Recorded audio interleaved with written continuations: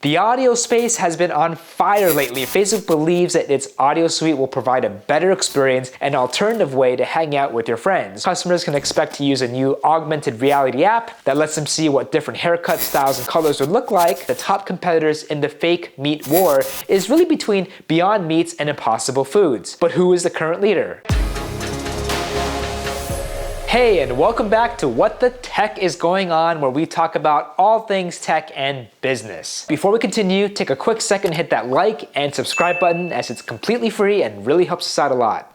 Facebook is in the audio space. The audio space has been on fire lately, from the recent $4 billion valuation of Clubhouse, Spotify's acquisition of Locker Room, Apple opening up a subscription model for podcast creators, to other new products like Reddit's Talk and Twitter Spaces joining in on the audio boom. But it's no surprise with the influx of audio space products that Facebook is now jumping in with its own clones. However, rather than just releasing one product, Facebook decided to step it up and roll out 3 different audio-related products. The first is Soundbites. It will allow users to create, share, and edit short audio clips that will then end up on your news feed. From the sound of it, it's basically like a TikTok for audio. But for all of you out there who complain that podcasts are too long, perhaps these short audio snippets could be better for you. The second investment is in podcasts. For this, Facebook has formed a new partnership with Spotify that will allow Facebook users to stream podcasts directly from their newsfeed. There will also be a recommendation feature that will push recommended podcasts to you as well. Not really sure 100% exactly how this will work, but only time will tell. Finally, the third is called Live Audio Rooms, which is basically their clone of the popular app Clubhouse, and will be available starting this summer via their Facebook groups and Messenger applications. Facebook believes that while some people will use this to convert live conversations into on-demand recordings and clips, they could probably also visualize celebrities, public figures, and even companies use this as another popular broadcasting tool. With its monetization program called Facebook Stars,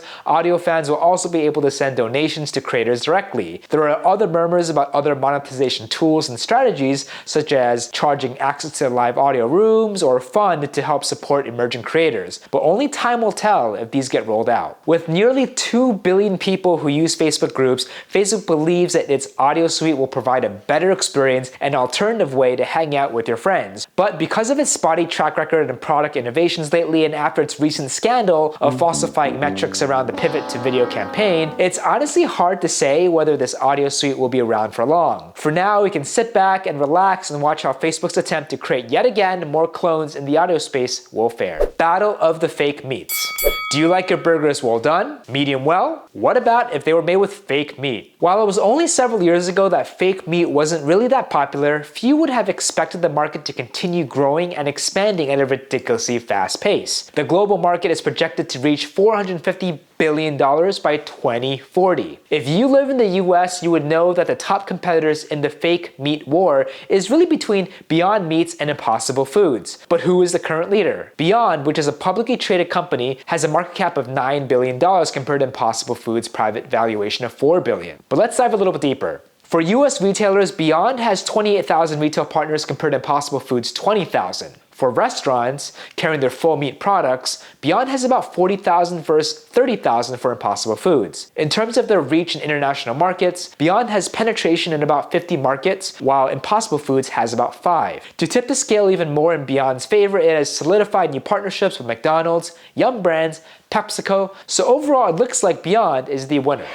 While Beyond Meat mainly relies on getting its product in smaller restaurants or small chains or even independent businesses, Impossible Foods rely more on distributing to larger fast food chains like Starbucks, Burger King, White Castle, Red Robin, and even Qdoba. When the pandemic hit, many small businesses got hit really hard, while the larger chains were a little bit more resistant and resilient, and as a result, the gap narrowed between the two companies and boosted Impossible Foods' market share. Even in supermarkets, Impossible Foods also made great progress and expanded their presence from 150 locations to more than 20,000. That resulted in raising its market share of fresh plant-based patties sold from 5% to 55%. Even though Beyond introduced their new sausage items and created new partnerships with Peet's Coffee and even the Caribou Coffee chain, and even have teamed up with Dunkin' through their Yum Brands partnership, the race between the two fake meat brands is getting tighter and tighter. While Impossible Foods aggressively undercut Beyond by slashing its prices for restaurants and even grocery stores, Beyond also retaliated aggressively by rolling out promotional pricing as well. On top of that, the two companies' success stories ended up inspiring a new wave of competitors, from massive grocery chains like Kroger's, Wegmans, to large meat producers like Smithfield and JBS. They're all rushing to create their own white label brands and rolling out their own products. Beyond still has the advantage over Impossible Foods in international markets,